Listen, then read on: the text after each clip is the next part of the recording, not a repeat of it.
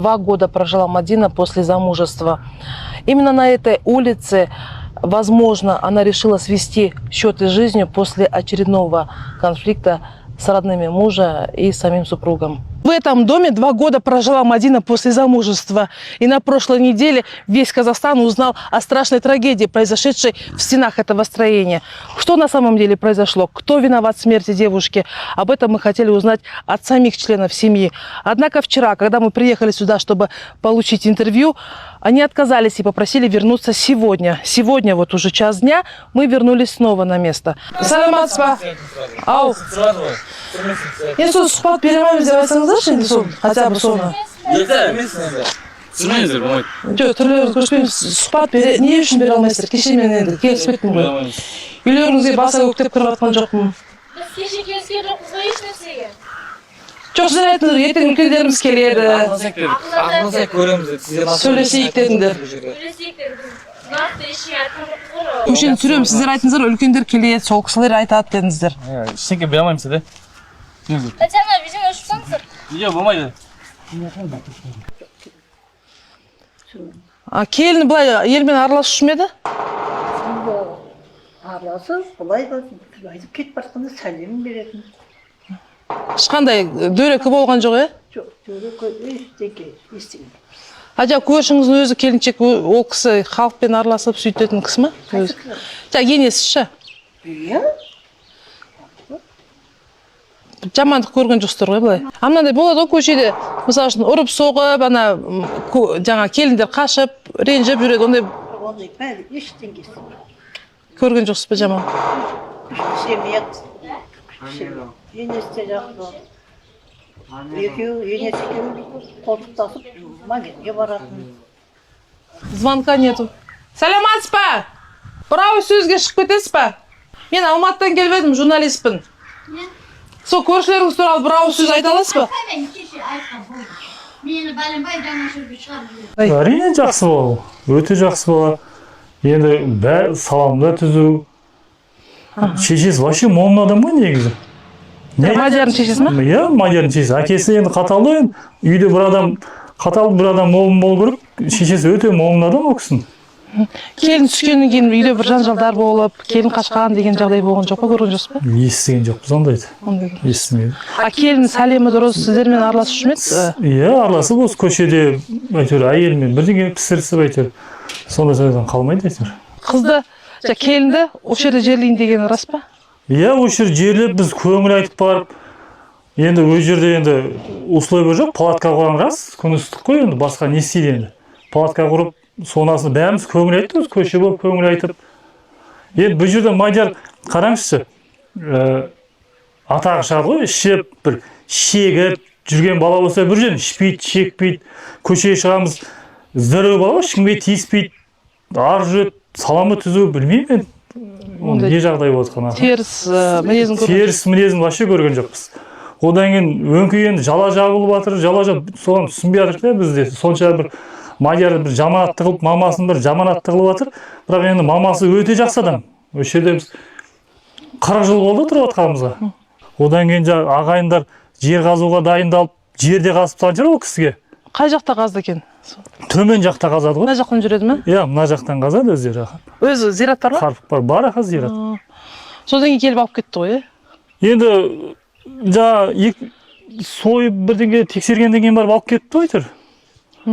Бірақ та осы жақта жерлейміз деп дайындалып. Иә, жерлейміз деп, әрине бүкіл ағайыны бәрі дайындалып, тоқашын пісіріп, енді суретке видео түсіремін, мен келіншегімді тоқаш пісірді сол үйде. Мен құрдастарыммен тоқаш пісірсіп әйтеуір сол үйде. Әбеткейдім пісірді тоқашты. Бірден келесі күні қоямыз деді ма? Жоқ, 1-2 күннен кейін қоямыз деді ма? Жоқ, келесі сағат 10-да жаназа деп елге айта бастады ғой сөйтіп.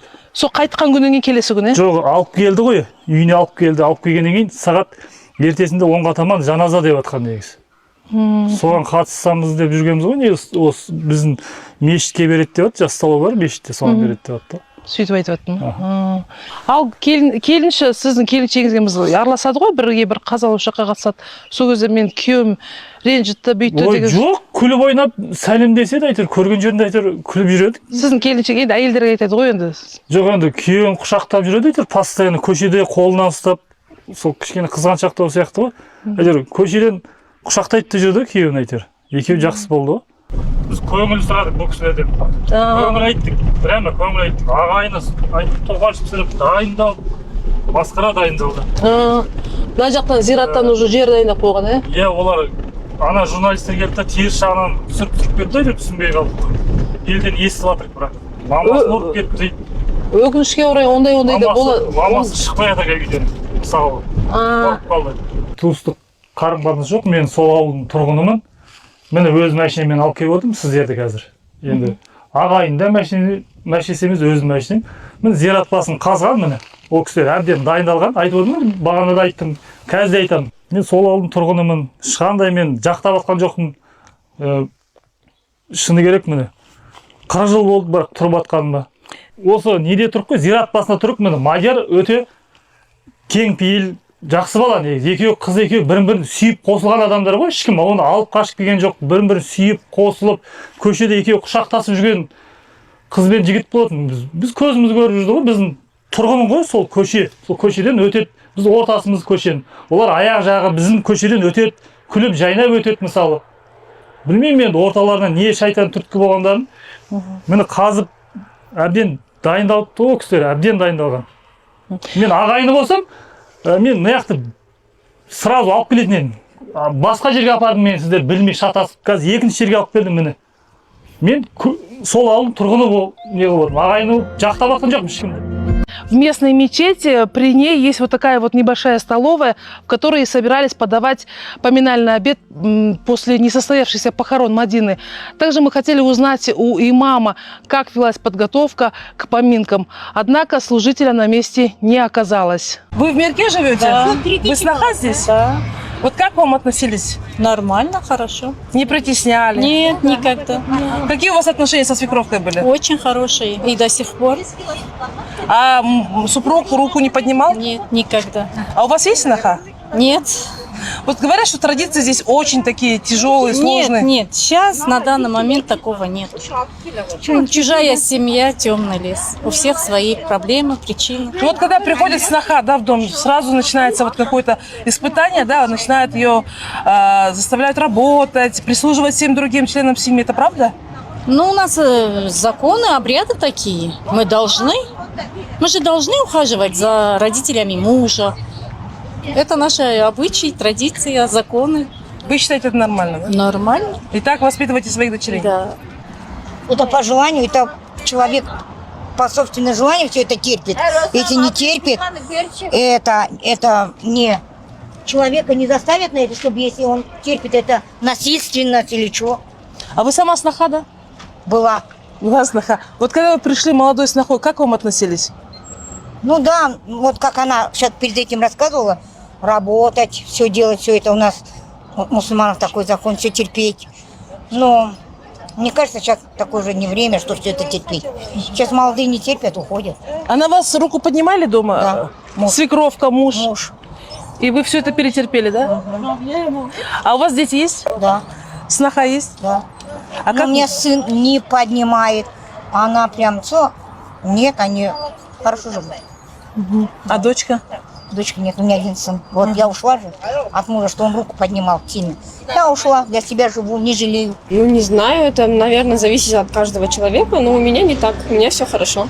Вы сноха, да? Да. А вы откуда приехали? Я с Мерке сама, Вы с Мерке? да. А вот когда вы стали снохой, как к вам относились? Очень отлично, как я там как не как сноха, а как девочка, Как дочка, да? как дочка, да. Ну вы выполняете всю домашнюю работу? Да, да. Обслуживаете родителей, родственников мужа? Ну, это не говорится, что обслуживание. Думаю, это нормально для снохи. Это же от человека зависит. Но если вы не хотите, например, Помощь к родным. если вы не хотите готовить ужин, там, да, может быть, если вы не хотите там постирать одежду, ваш муж не упрекает вас? Нет, не упрекает, не заставляют. Я сама знаю там, что хочу делать или что не хочу. Наша съемочная группа выяснила, что незадолго до трагедии Мадина подала на развод. И даже есть аудиозапись, где она разговаривает с риэлтором и договаривается о съеме квартиры в Алматы. Там девушка четко объясняет, что разводится с мужем. Та самая аудиозапись вашему вниманию.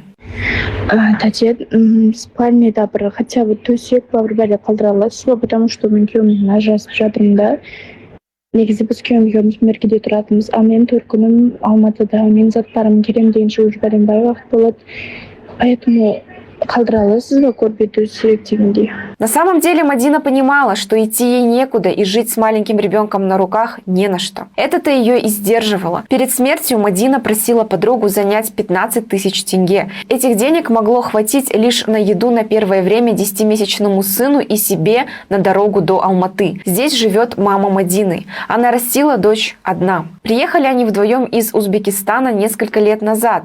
И в 17 Мадину забрали замуж и увезли в то самое село, где она погибла. Семья мужа хотела и похоронить ее там, но мама забрала тело дочки в Алматы. Подруги Мадины говорят, что когда делали ее омовение, были шокированы, что спина, руки, ноги были в синяках и ссадинах, что наталкивает на мысль, действительно ли девушка покинула этот мир по своей воле. Версии всплывают абсолютно разные, и съемочная группа CMN-KZ собрала их воедино.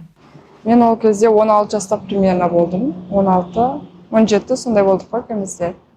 Мы познакомились с Мадиной 2,5 года назад возле Исентай-мола. Она тогда была в хиджабе, но позже она мне сказала, что муж заставил ее снять хиджаб, а она не хотела снимать его. Но муж убедил, потому что в ауле в том никто не надевает хиджаб. Получается, мы познакомились в 2024 году летом, а в декабре того года она вышла замуж.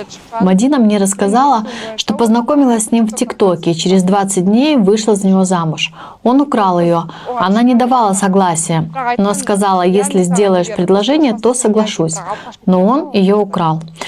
Она вообще мне вначале говорила, что еще не готова сейчас к замужеству. Она хотела учиться. Она же училась на юридическом факультете в колледже на платной основе и говорила мне, что хочет стать полицейским. Такая у нее была мечта. Перед смертью она мне сказала, что хочет уехать работать в Астану, но боялась, что муж ее не отпустит. Мадияр ведь сам не работает. Көп жұмыс істемейді Мадияр. Жұмыс істегісі келсе, жұмыс істейді. Үзілген жоқ, мен барып тұрдым, оны көріп тұрдым. Всегда, как сестрасы бар ғой, ол мен келген кезде қуанатын. После замужества мы продолжали общаться. Я ездила к ней, узнавала, как у нее дела. Всегда относилась к ней как сестра. Она очень радовалась, когда я приезжала. Через полгода после замужества Мадины она начала мне говорить, что свекровка вмешивается в их отношения. Вначале Мадияр помогал ей по хозяйству, посуду помыть, кушать приготовить, а потом его мама начала говорить: «Зачем ты вмешиваешься в женские дела?» Позже он стал по-другому относиться к Мадине. Потом она стала для них противной. Мадина мне рассказала, как-то они с Мадияром поругались за столом. Потом свекровь встала и сказала: «Откуда эта сноха взялась на нашу голову? Нужно их там». Но мама забрала тело дочки в Алматы. Подруги Мадины говорят, что когда делали ее омовение, были шокированы, что спина, руки, ноги были в синяках и ссадинах, что наталкивает на мысль, действительно ли девушка покинула этот мир по своей воле. Версии всплывают абсолютно разные, и съемочная группа CMN... А потом его мама начала говорить: «Зачем ты вмешиваешься в женские дела? Грязные, под ногтями грязь». Я спрашивала у адвоката, и он сказал, что ее могли мучить. У него всегда было абьюзивное отношение к Мадине. Он избивал ее, относился к ней как к рабыне, придирался всегда. После рождения ребенка вначале ее еще как-то поддерживали и Мадияр, и его мама. Свекровь присматривала за ребенком. В целом они любят своего внука, но Мадину всегда притесняли. Мадияр тоже любит ребенка. Мое личное мнение, может, она хотела забрать сына и уйти. Тогда Мадияр разозлился, отобрал ребенка и начал ее бить. И, возможно, убил. Потому что ее тело было в ужасном состоянии.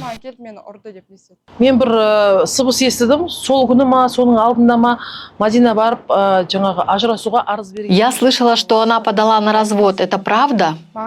Мне она про развод ничего не говорила. Но вот женщине, у которой она хотела снять квартиру, она сказала, что хочет развестись.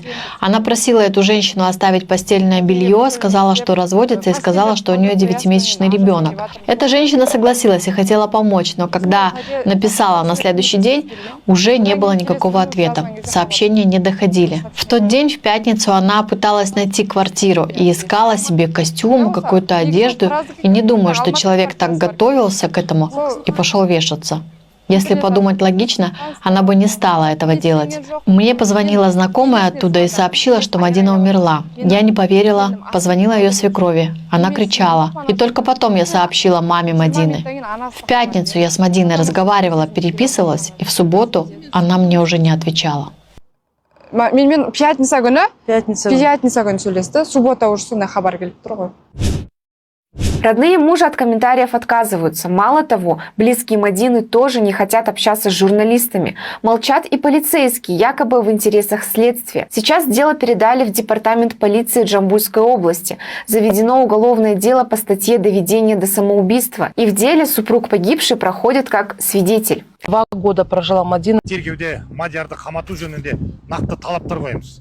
Негізі былай қарап тұрсақ, Мадиярды қамауға толық негіз бар деп ойлаймыз. Түрлі дәлелдерді, дәйектерді ұсынып жатырмыз. Десе де әзірге нәтиже жоқ. Таразда нәтиже шықпаса, Астанаға барып Сәденовпен жолығуға мәжбүрміз. Қасқыр мінез қазағым, Мадинаның ісіне қатысты халыққа маңызды ескертуіміз бар. Қазір әлеуметтік желіде Мадинаның атынан жалған парақшалар ашылып, түрлі тексерілмеген ақпараттар тарап жатыр. Третста Мадиярды 3 жылға соттайды екен деген әңгімелер жазылуда. Тағы біреулер Мадина психикалық аурумен ауырған деген секілді ақпарат таратып жатыр. Мүмкін ол баланың психикасында бір ауытқу болды ма? Қандай бір күйзеліске түсті ма? Осы 2 жылға жуық оның анасы неге білмеді екен о жағдайды? Жанындағы жан досымын деп сөйлеп жатыр ана жан досы. Осы жерлерде жүреді екен, көшеде келеді екен, осы үйге қонады екен. Неге сонда ол сондай жағдайды біліп тұрып, неге арашалап қалмады екен, неге жарыса алмады екен сол кезде? Бұл ақпараттарға сенбеңіздер. Тергеу әлі жүріп жатыр. Сараптамалар толық аяқталмай, тергеу мен соттың қорытындысы шықпай тұрып, кімнің қанша жылға сотталатынын кесіп айтуға болмайды. Біреудің жалған ақпараты тергеуге де, Мадинаның жақындарына да зиянын тигізуі мүмкін. Сондықтан сіздерден бір ғана өтініш: Мадинаның ісіне қатысты ақпаратты тек біздің ресми парақшамыздан алыңыздар. Біз тексерілген нақты ақпаратты ғана жариялаймыз. Мадинаға әділдік керек, ал әділдік өтірікпен емес, ақиқатпен орнайды.